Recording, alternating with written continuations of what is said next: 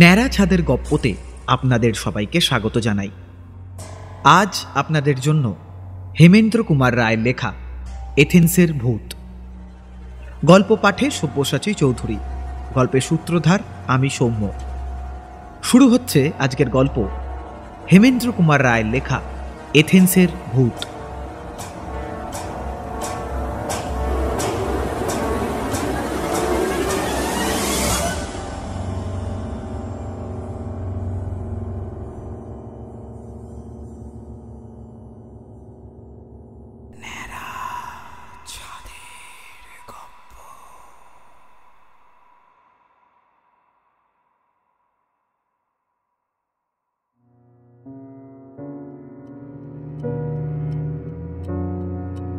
তা তোমরা ভূতের গল্প শুনতে এসেছো তো? তা ভালো। বেশ, একটা পুরনো ভূতের গল্প বলি। সে অনেক দিন আগের কথা। তখনও যীশু খ্রিস্টের জন্ম হয়নি। 2,500 কি 3,000 বছর আগের কথা। প্রাচীন গ্রিসে এথেন্স বলে একটা জায়গা ছিল। এথেন্স কিছু অপরিচিত নাম নয়, নাম সবাই শুনেছে। সেই এথেন্সেরই একটা পাহাড় ঘেরা ছোট্ট গ্রামে এক জঙ্গলের মধ্যে পুরনো একটা বাড়ি ছিল। বাড়িটা অবশ্য অনেকদিন ধরেই খালি পড়েছিল। একে তো নির্জন পাহাড়ি অঞ্চল, তার উপরে আবার ঘন জঙ্গল দিয়ে ঘেরা পরিবেশ, তাই পরিত্যক্ত। লোকজন না থাকলেও বাড়িটা কিন্তু খুব একটা যে ভাঙাচোরা অবস্থায় ছিল তা নয়। অর্থাৎ ইচ্ছে করলে পরিষ্কার করে বা সামান্য সাজিয়ে গুছিয়ে নিলে লোকে অনায়াসেই সেখানে বসবাস করতে পারত। হ্যাঁ, আসলে সবাই কি আর লোকজনে ঠাসা ভিড় হই হট্টগোলের মধ্যে বাস করতে পছন্দ করে? তা না, অনেকেই নির্জন শান্ত পরিবেশে নিজের মতন করে থাকতে ভালোবাসে।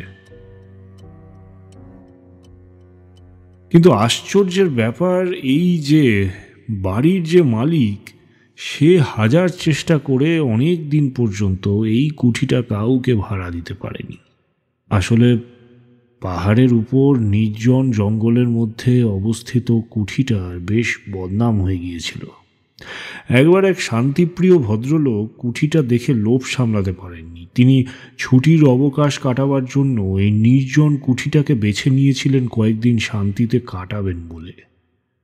কিন্তু পরদিন সকালে দেখা গেল যে লোকটির মৃতদেহ পড়ে আছে কুঠির দালানে। প্রথম ব্যাপারটা নিয়ে কেউ তেমন মাথা ঘামায়নি। তবে যারা তার মৃতদেহ দেখেছিল তাদের মধ্যে কিছু সন্দেহ দানা তো পাকিয়েছিল ঠিকই। কারণ মৃত্যুর পরেও লোকটির চোখে মুখে একটা অস্বাভাবিক ভয় লেগেছিল। চোখ দুটো যেন ঠেলে বেরিয়ে এসেছিল বাইরে। কিন্তু পরে, বেশ কিছুদিন পর, আরেকজন সৈনিক ধরনের লোক সেই বাড়িতে এসেছিল রাত কাটাতে। সেই লোকটি ছিল অসম্ভব সাহসী। সেই লোক প্রাণে মরেনি ঠিকই, কিন্তু তার মুখ থেকে সেই রাত্রির অভিজ্ঞতা যা শোনা গিয়েছিল, যেটুকু, তা ছিল রীতিমতো ভয়াবহ। খাওয়া দাওয়া সেরে রাত্রে সবে সে শুতে গিয়েছিল, এমন সময় সে হঠাৎ দেখতে পেল ছাই রঙের দাড়িওয়ালা চেহারার বিশাল এক বুড়ো হাতে পায়ে শিকল লাগানো অবস্থায় ঘুমন্ত সৈনিকের সামনে এসে দাঁড়িয়েছিল। তার মুখ থেকে কেমন যেন এক ধরনের গোঁ গোঁ করে আওয়াজ বেরোচ্ছিল। সৈনিক পুরুষটি ভয়ে মারা যায়নি, কিন্তু অজ্ঞান হয়ে গিয়েছিল। পরদিন জ্ঞান ফিরে আসার সঙ্গে সঙ্গে সে কুঠিটা ছেড়ে পালিয়ে গিয়েছিল। সৈনিকটির মুখে সব কথা শোনার পর সারা গ্রামে আতঙ্ক ছড়িয়ে পড়ল। এমনকি দিনের বেলাতেও আর কোনো সাহসী লোক এই কুঠির ত্রিসীমানায় পা বাড়াত না। কুঠির মালিক যে ছিল, সে লোকটি কুঠিটা ভাড়া দিয়ে নিজের সংসার চালাত। কিন্তু যে মুহূর্তে ওই ধরনের এক ভুতুড়ে প্রবাদ ছড়িয়ে পড়ল, তারপর থেকে কেউই কুঠিটা ভাড়া দিয়ে কয়েকদিন থাকার কথা ভাবতে পারত না। ফলে কি হলো যে কুঠিটা সবার কাছে ভূত কুঠি নামে পরিচিত হয়ে গেল। কেই বা সাধ করে নিজের প্রাণ বিসর্জন দিতে যাবে, শেষ পর্যন্ত বাধ্য হয়েই জলের দরে কুঠিটা বিক্রি করে দিতে চাইল কুঠির মালিক, কিন্তু কিনবে কে? শখ করে ভূতের হাতে প্রাণ খোয়াতে তো কেউ রাজি নয়। তবু একজন রাজি হলো। কুঠির মালিক একজন খদ্দের পেলেন। লোকটি ছিলেন তখনকার দিনে একজন নামকরা দার্শনিক। দার্শনিক মানুষেরা সাধারণত নির্জন জায়গাতেই থাকতে ভালোবাসেন। লোকমুখে কুঠিটার অপবাদের কথা তার কানেও এসেছিল, কিন্তু দার্শনিক ভদ্রলোক মনে প্রাণে কোনো অলৌকিক ব্যাপারে বিশ্বাস করতে চাইতেন না।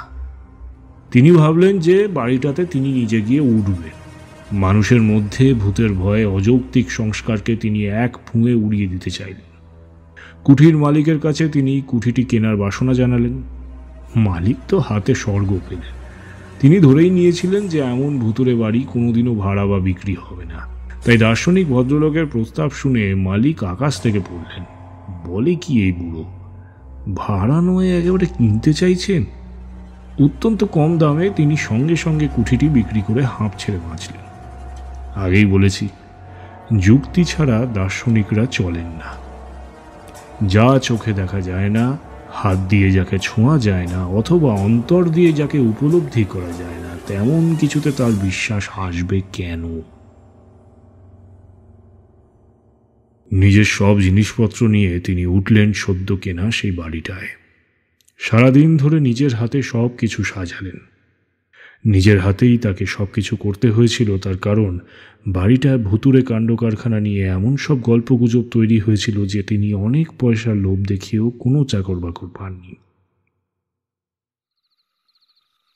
যাই হোক, সারাদিন অক্লান্ত পরিশ্রমের পর দার্শনিক ভদ্রলোক বেশ ক্লান্ত হয়ে পড়েছিলেন। খুব একটা খাওয়া দাওয়ার ইচ্ছাও তার ছিল না। সামান্য রুটি মাংস আর কফি দিয়ে রাতের আহার শেষ করলেন, আর তারপর গিয়ে শুলেন তার ছোট্ট বিছানায়। মাথার কাছে বিশাল সেকেলে ধরনের একটা জানালা ছিল, সেটাও খুলে রাখলেন। গরমের দিন, সন্ধ্যা রাতের ফুরফুরে হাওয়া বইছিল বাইরে। দেহেও তখন অত্যন্ত ক্লান্তি। বাতি নিভিয়ে শোবার সঙ্গে সঙ্গে দু চোখের পাতায় নেমে এলো রাজ্যের ঘুম। কতক্ষণ তিনি ঘুমিয়েছিলেন তা বলা বড় মুশকিল। হঠাৎ একটা অদ্ভুত আওয়াজ আর অস্বস্তির মধ্যে তার ঘুমটা গেল ভেঙে। গভীর ঘুমে আচ্ছন্ন মানুষ হঠাৎ ঘুম ভেঙে গেলে তার সামান্য সময় লাগে প্রকৃতিস্থ হতে। দার্শনিক ভদ্রলোকেরও সামান্য সময় লাগলো তিনি কোথায় আছেন, কেমনভাবে আছেন এইটুকু বুঝতে। তারপর তার একে একে সব কিছু মনে পড়ে গেল। তার মনে পড়ল যে তিনি এসেছেন এক নতুন বাড়িতে, এবং এই নতুন বাড়িতেই তার প্রথম রাত্রিবাস। কান খাড়া করে তিনি অদ্ভুত আওয়াজ আর অস্বস্তিটা বোঝবার চেষ্টা করতে চাইলেন। মিনিট 2-3 মরার মতন বিছানায় শুয়ে থেকে তিনি বুঝলেন যে আওয়াজটা অনেকটা শেকলের ছনছন শব্দের মতন, কিন্তু খুব স্পষ্ট নয়। কে যেন অনেক দূর থেকে শেকল টেনে টেনে আসছে। ধীরে ধীরে চোখ মেলে তাকালেন তিনি। জমাট অন্ধকার সারাটা ঘরে ছড়িয়ে আছে। মাথার কাছে জানালা দিয়ে কেবল আকাশটুকু দেখা যায়। অবশ্য সেই সময় আকাশটাকে আলাদা করে চেনাও যাচ্ছিল না। আকাশের রং আর ঘরের রং প্রায় মিশে এক হয়ে গিয়েছিল। দার্শনিক ভদ্রলোক কিন্তু চট করে বিছানা ছেড়ে উঠে বসলেন না। তিনি লক্ষ্য করে দেখতে চাইলেন যে ব্যাপারটা কি। তিনি আরও একটা জিনিস অনুভব করলেন। সমস্ত ঘরের বাতাস যেন স্তব্ধ হয়ে আছে। একটা দম বন্ধ করা গুমোট পরিবেশ সৃষ্টি হয়েছে ঘরে। অনেকটা সময় ঠিক এইভাবেই কেটে গেল, আর জমাট বাঁধা অন্ধকারটা যখন ধীরে ধীরে তার চোখে সয়ে এলো, হঠাৎই তিনি আবিষ্কার করলেন যে হাতে পায়ে শেকল বাঁধা একটা অশরীরীর হালকা ছায়ামূর্তি আস্তে আস্তে ভেসে উঠছে। হাত নেড়ে সেই ছায়ামূর্তিটা কি যেন বলতে চাইছে তাকে। মূর্তিটার দুটো চোখ এবং মুখের হাঁ থেকে জ্বলন্ত আগুনের আভা ঠিকরে বেরোচ্ছে। দার্শনিক ভদ্রলোক ছিলেন প্রচণ্ড সাহসী। ভৌতিক কিছুতে তার তেমন বিশ্বাস বা সংস্কার কিছুই ছিল না। তবু ভয়ে না পেলেও একটা অদ্ভুত বিস্ময় তাকে কিছুক্ষণের জন্য আচ্ছন্ন করে রাখল।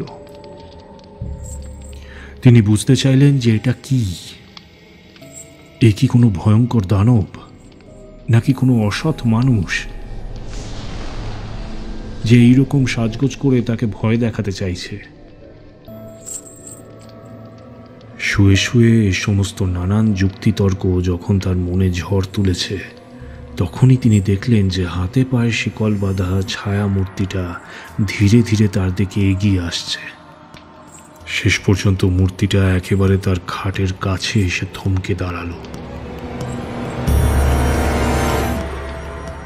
দুই চোখ এবং মুখের গহ্বর থেকে তখনও সেই লাল আগুনের আভাটা ঠিকরে বেরোচ্ছিল। সে যেন মুখ হাঁ করে হাত পা নেড়ে কিছু একটা বলতে চাইছে, আর তার হাত নাড়ার সঙ্গে সঙ্গে শেকলের ঝনঝন আওয়াজটাও ক্রমাগত শব্দ তুলে যাচ্ছিল। অন্য কেউ হলে এতক্ষণে নিশ্চয়ই অজ্ঞান হয়ে যেত, অথবা দুর্বল হৃদয়ের কোনো রোগী হলে নির্ঘাত তার মৃত্যু ঘটত। কিন্তু অত্যন্ত সাহসী সেই দার্শনিক ভদ্রলোকটির কিছুই হল না, বরং তিনি যেমন ছিলেন ঠিক সেইভাবেই তাকিয়ে রইলেন ছায়ামূর্তির দিকে। আসলে তিনি দেখতে চাইছিলেন অশরীরী মূর্তিটি এর পর কি করে। এক মুখ দাড়িগোফের জঙ্গল আর এক মাথা রুক্ষ চুলে মূর্তিটিকে তখন বেশ বীভৎস এবং ভয়াবহ বলে মনে হচ্ছে। তার উপর তার হাতের নখগুলো ছিল বেশ বড় বড়। হাতের তীক্ষ্ণ এবং বড় বড় নখ দেখে দার্শনিকের মনে একটা অন্য ভয় এলো। ভূত তিনি বিশ্বাস করেন না, কিন্তু জ্যান্ত দেহের কোনো চোর ডাকাতকে তার ভয় না করার তো কোনো কারণ ছিল না। মৃত্যুর পর প্রেতাত্মা মানুষের কতটা ক্ষতি করতে পারে সে সম্বন্ধে তার কোনো ধারণাই ছিল না। অদেখা এমন কিছু পৃথিবীতে আছে বলেও তার বিশ্বাস ছিল না। কিন্তু জ্যান্ত চোর ডাকাত মানুষের অনেক ক্ষতি করতে পারে। তাছাড়া তার কাছে আত্মরক্ষার মতন কোনো অস্ত্রই ছিল না। মনে মনে যখন তিনি ভাবছিলেন সত্যি যদি লোকটা কোনো চোর ডাকাত হয় তাহলে তো তার কিছু করার থাকবে না। তার উপর লোকটাকে দেখে মনেও হয় যে তার গায়েও বেশ জোর আছে। তাই তিনি যখন সম্ভাব্য বিপদের হাত থেকে বাঁচার জন্য কি করা যায় তাই ভাবছিলেন, ঠিক সেই মুহূর্তে আশ্চর্য হয়ে লক্ষ্য করলেন মূর্তিটি আর এক পাও না এগিয়ে ক্রমাগত পিছু হটতে লাগল। পিছুতে পিছুতে সে এক সময় ঘর পরিত্যাগ করল। অশরীরী মূর্তিটাকে পিছিয়ে যেতে দেখে দার্শনিক ভদ্রলোকটি ক্ষণিকের অবশ অবস্থা ত্যাগ করে তড়াক করে বিছানা ছেড়ে উঠে পড়লেন, আর তারপর নিজেও ছুটে ঘর থেকে বাইরে এসে দাঁড়ালেন। অশরীরী মূর্তিটি ভূত বা অদ্ভুত যাই হোক না কেন, দার্শনিক পরম বিস্ময়ে লক্ষ্য করলেন যে বারান্দা পার হয়ে মূর্তিটি ধীরে ধীরে নিচে নেমে গেল। তারপর লম্বা উঠোনের ঠিক মাঝ বরাবর গিয়ে হঠাৎই যেন কর্পূরের মতনই উধাও হয়ে গেল।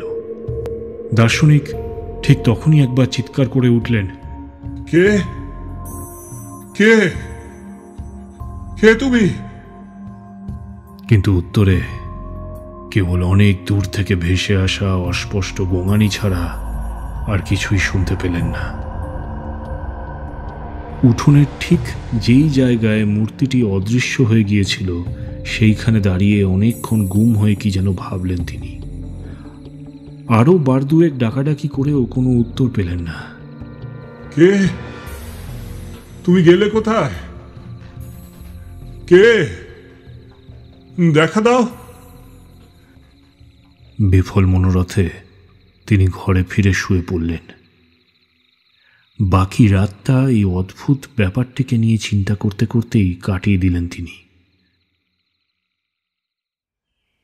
ভোরের আলো ফোটার সঙ্গে সঙ্গে গত রাত্রে ঠিক যে জায়গা থেকে মূর্তিটা অদৃশ্য হয়ে গিয়েছিল সেখানে এসে অনেক কিছু পর্যবেক্ষণের দৃষ্টিতে খুঁটিয়ে খুঁটিয়ে লক্ষ্য করতে লাগলেন, কিন্তু দিনের আলোয় কোনো কিছুই তার অস্বাভাবিক বলে মনে হলো না।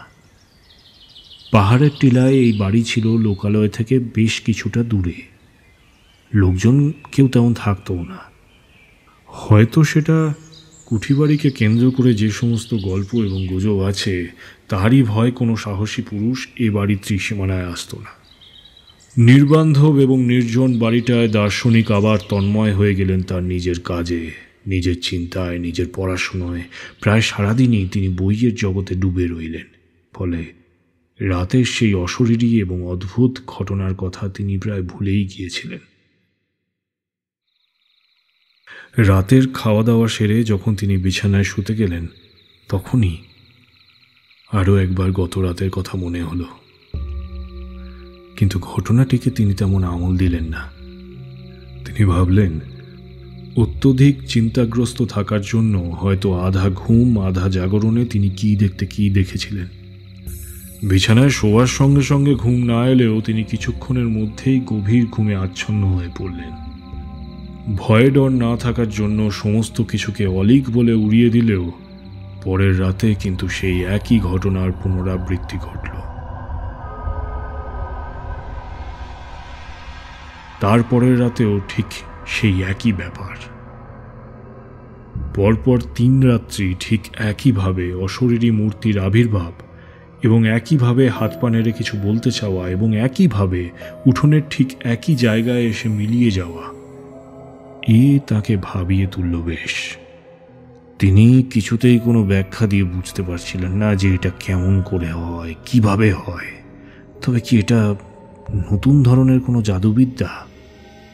অবশেষে 4র্থ দিন সকালে দার্শনিক কিন্তু আর নিছকই কল্পনা বলে সবকিছু উড়িয়ে দিতে পারলেন না। আবার ভয় পেয়ে বাড়ি ছেড়েও পালিয়ে যেতে পারলেন না।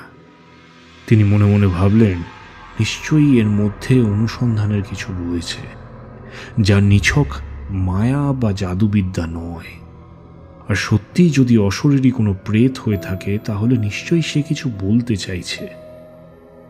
আর সব থেকে দার্শনিককে বেশি আকৃষ্ট করল উঠোনের সেই নির্দিষ্ট স্থানটি। কেনই বা প্রতি রাতে অদ্ভুত এবং বিভৎস আকৃতির এই মূর্তি ওই বিশেষ এক জায়গাতে এসে হারিয়ে যায়? তাহলে কি ওই জায়গাটিতেই বিশেষ তাৎপর্যপূর্ণ কিছু লুকিয়ে আছে? এর তো একটা বিশেষ তদন্ত হওয়া প্রয়োজন।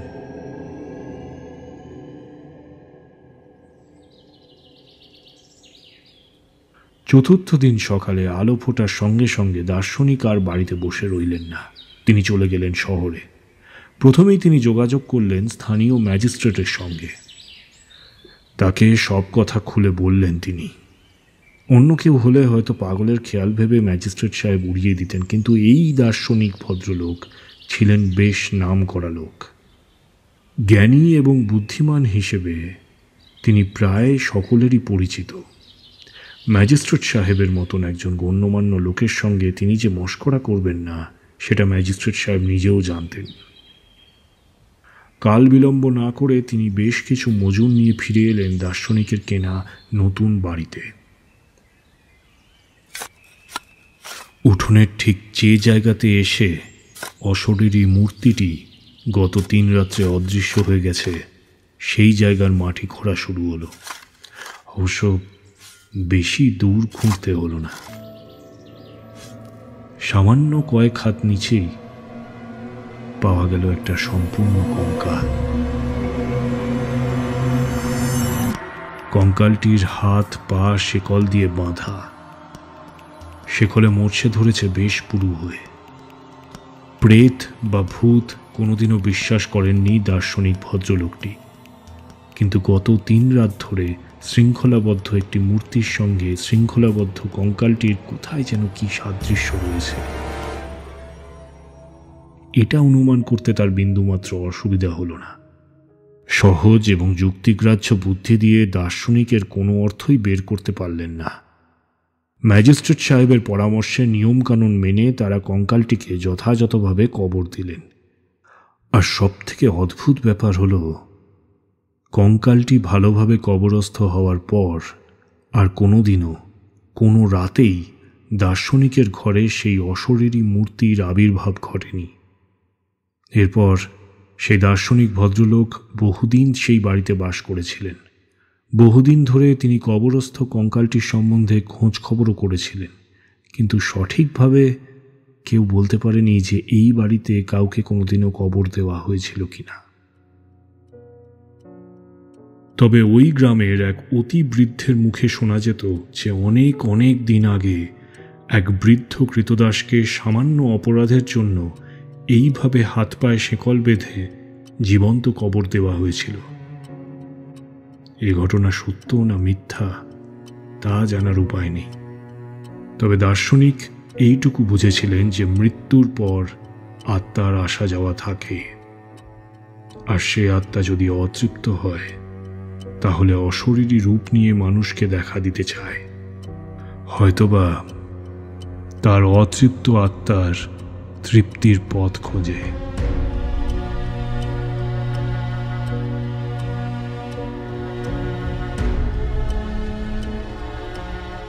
এতক্ষণ আপনারা শুনছিলেন হেমেন্দ্র কুমার রায় লেখা এথেন্সের ভূত।